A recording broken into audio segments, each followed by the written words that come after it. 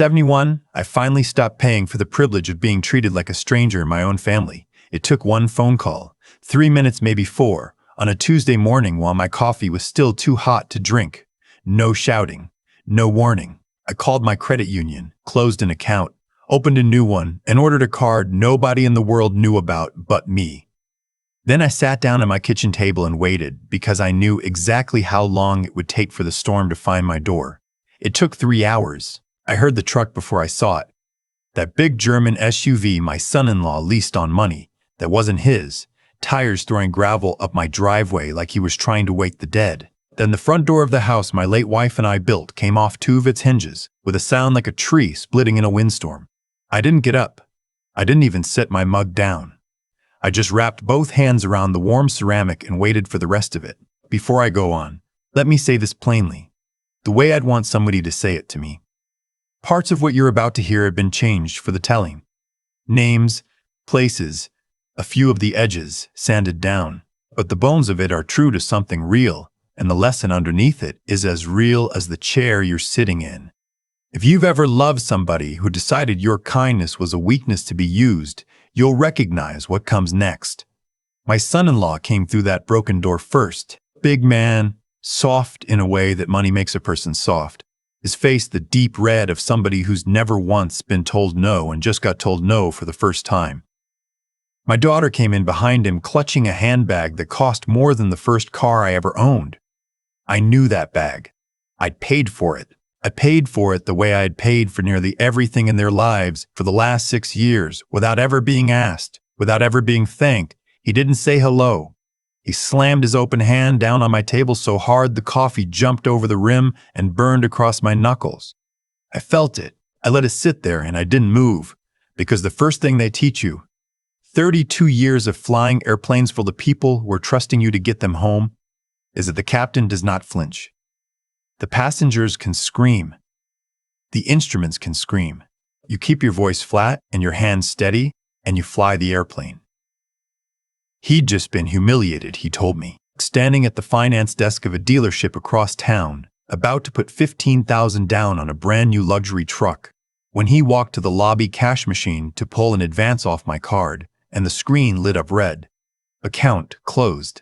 Suspected fraud. He said. The salesman looked at him like he'd tried to pass a bad check. He shoved his hand at my face, fingers spread, and demanded the new PIN like the money behind it had always belonged to him. I took a slow sip of my coffee. Then I stood up, which surprised him, and I crossed the 4 steps to my pantry and opened the door all the way so the light fell on the shelves. 3 cans of store-brand chili, a sleeve of saltines half gone and gone stale, a jar of peanut butter scraped down to the glass. Over the last year, I said, and I kept my voice as level as a runway. A little over $70,000 moved out of the account you two were riding on. $70,000. I'm standing here looking at what it bought me. I pointed at the chili. That. So before you ask me for one more number, son, you tell me which of those cans was the down payment on the truck. He went quiet for about a second and a half. Then he laughed at me. That's the part I want you to hold on to because it tells you everything. He laughed. I should back up because you deserve to understand who these people were before they were people who broke down my door. My wife and I had one daughter. We named her after my mother. We raised her in that house out past the edge of town. 5 acres in the foothills. A long gravel drive. A stand of old oaks her mother loved. We were not rich. I flew for the regionals for years before I ever sat in the left seat of anything big, and my wife taught 4th grade for 3 decades and never once complained about the hours.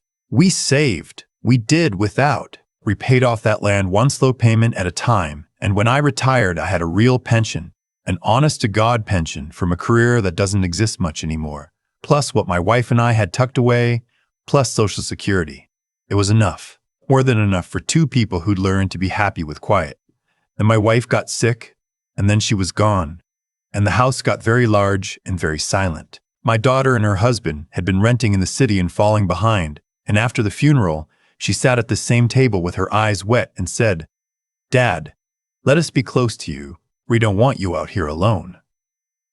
There's a small carriage house on my property, what used to be a barn before we fixed it up. I told them they could live in it. No rent. I just didn't want them to struggle. Grief makes a man generous, and grief makes a man blind. And I was both. First, it was groceries. Then it was her husband's consulting business, which never seemed to consult for anybody. Then it was a card with both their names on it, attached to my account just for emergencies, Dad. And inside a year, the emergencies were spa weekends and a leased truck and a tennis bracelet I watched my daughter wear to a doctor's appointment she drove me to and then billed back to me as a caregiver fee. I let it happen.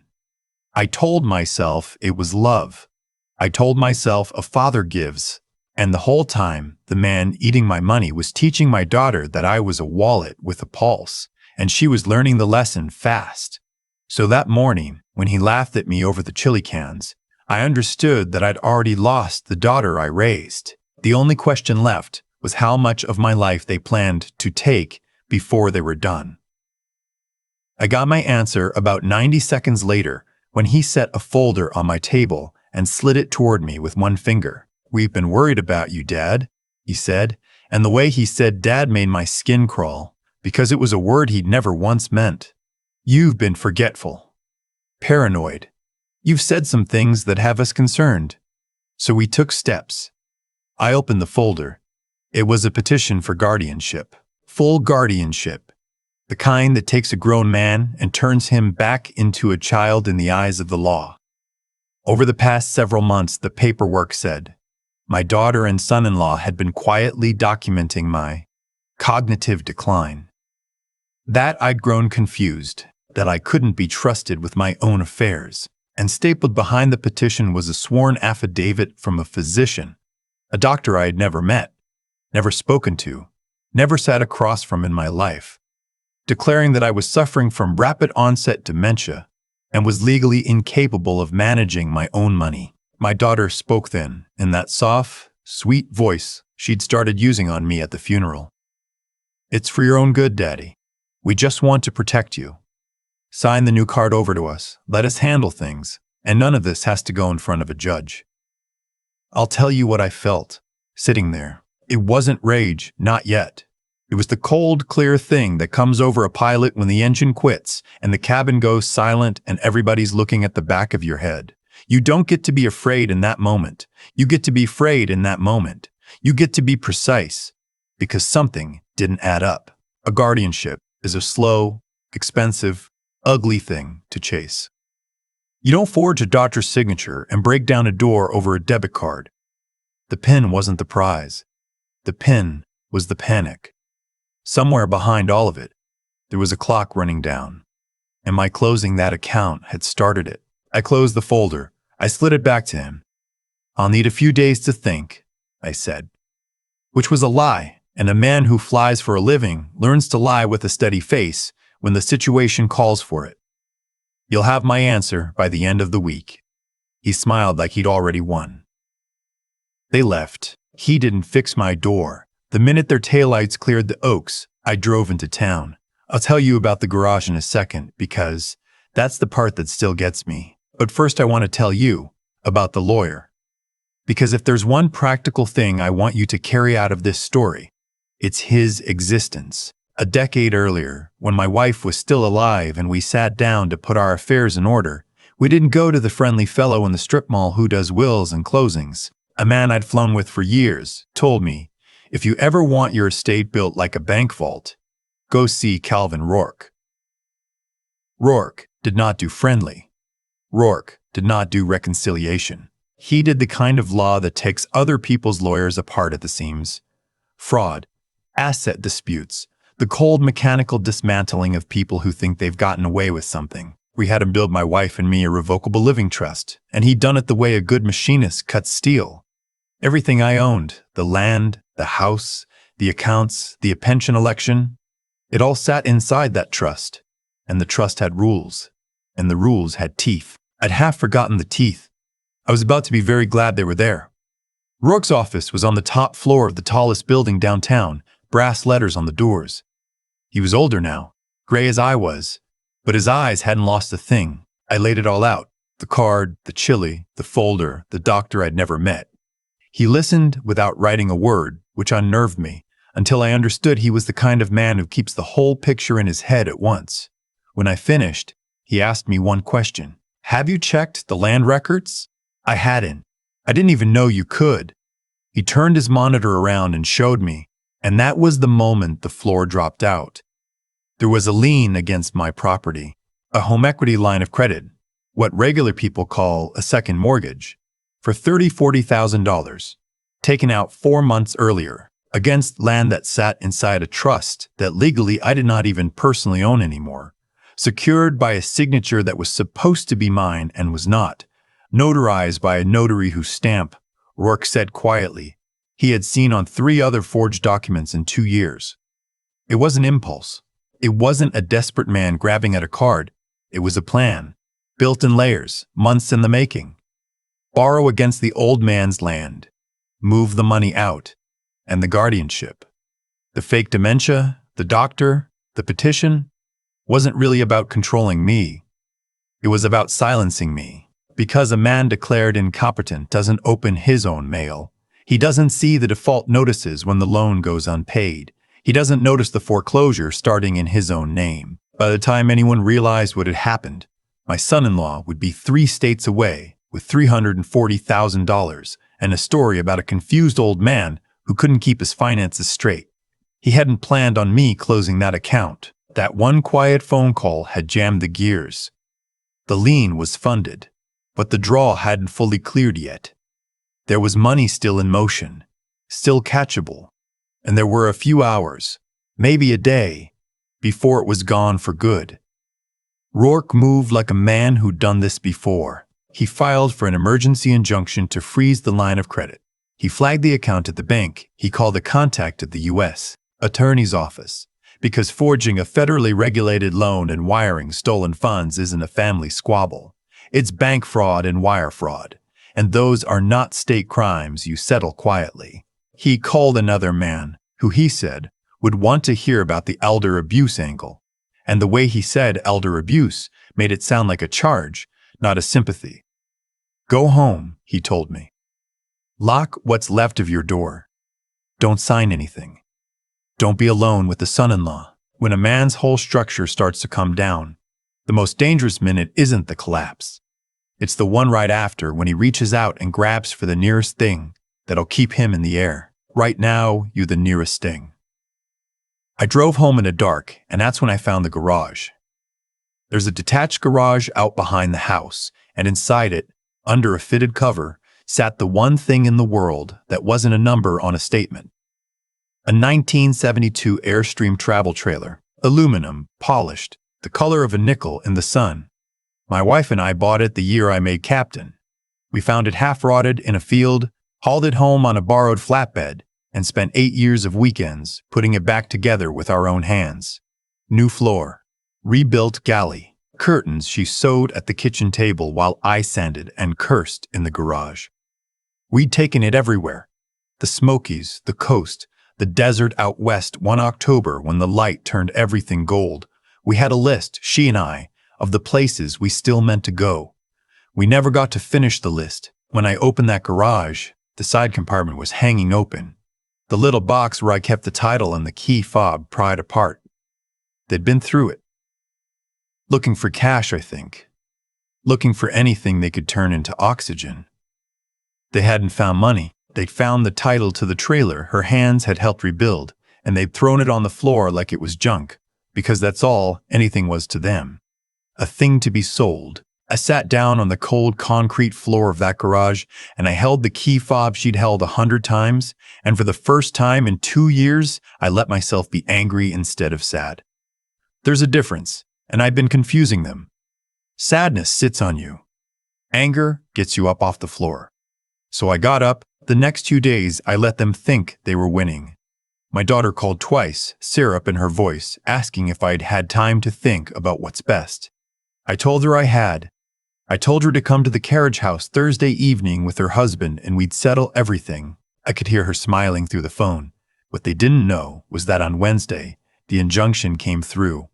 The line of credit froze with most of the money still in it. The bank's fraud unit, once Rourke pointed them at the forged signature and the crooked notary, opened a file of their own. And on Thursday morning, 2 agents in plain sedans paid a visit to the doctor who'd signed an affidavit about a patient he'd never examined, which turns out to be a thing the federal government takes a dim view of.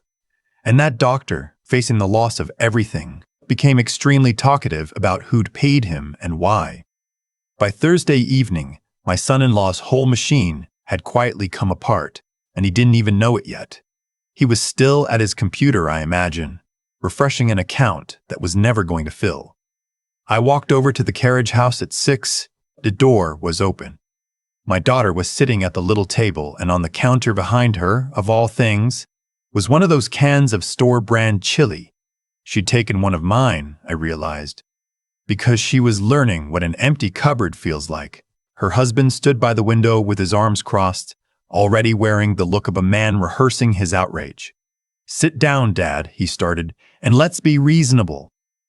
"The line of credit is frozen," I said. The room went very still.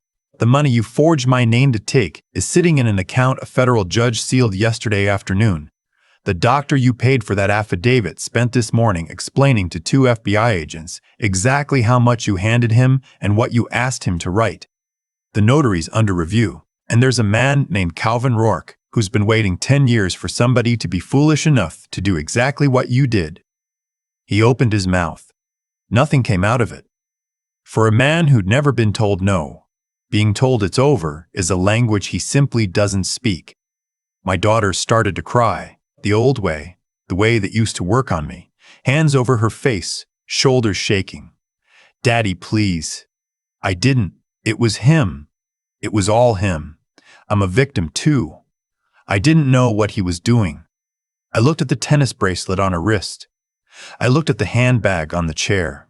I looked at her in that carriage house I'd given her for free, and I told her the truth, slow and clear, because she'd earned every word of it. "A victim," I said, "doesn't wear $3,000 on her wrist and call it a caregiver fee. A victim doesn't smile at her own father while her husband tells him a doctor's going to have him declared crazy.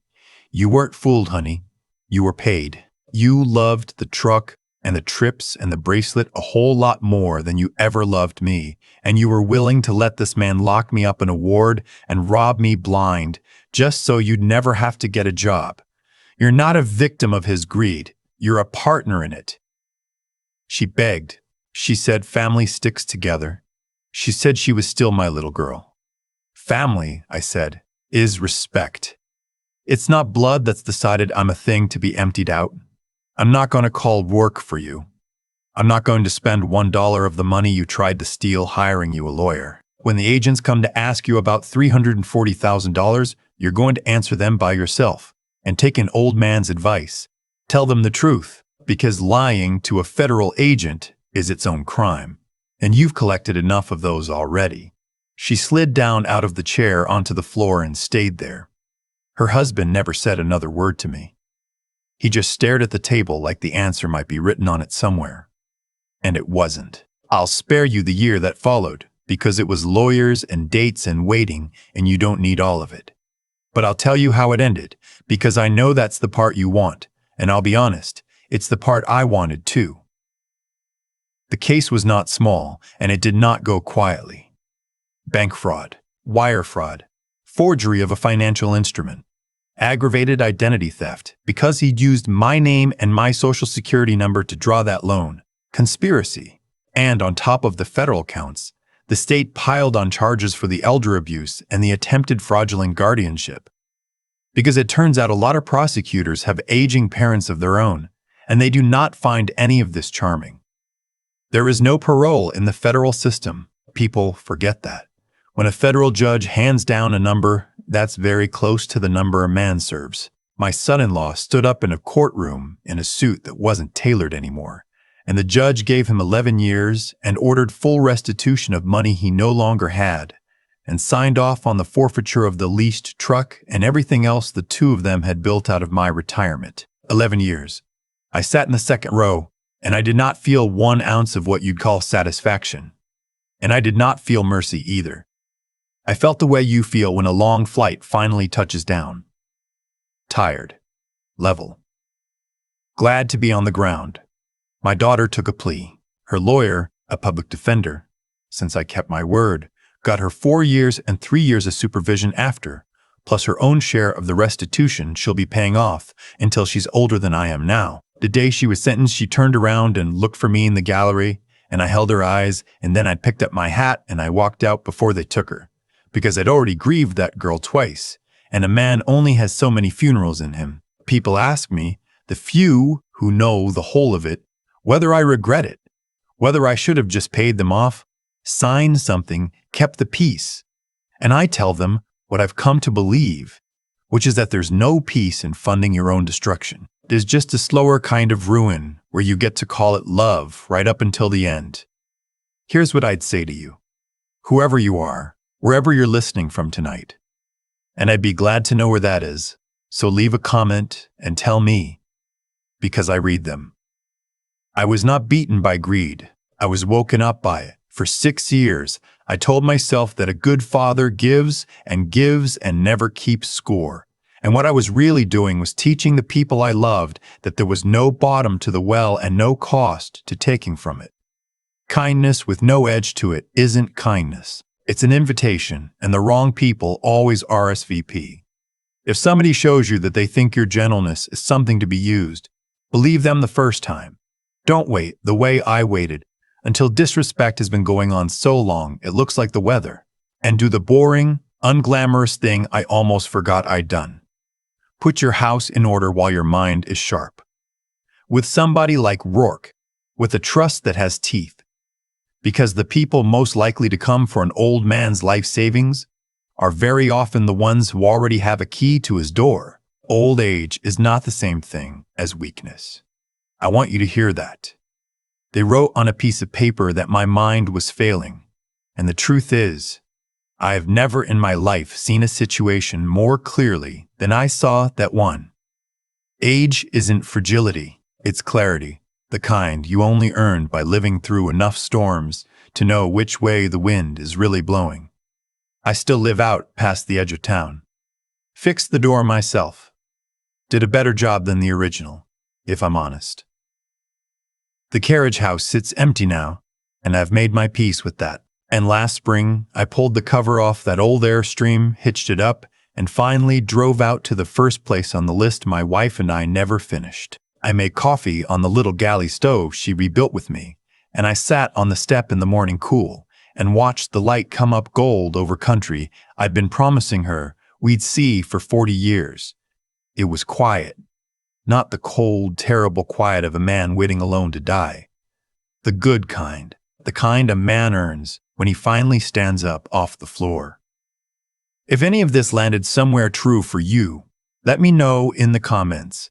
And if you believe respect has to run both ways in a family, the same as it does anywhere else, then like this and stick around. I've got more of these to tell. Thank you for riding along with me all the way to the end. And a small, honest note before you go, some of what I share here carries fictional touches, shaped for reflection more than for the record. If that's not your cup of coffee, no hard feelings and safe travels wherever the road takes you.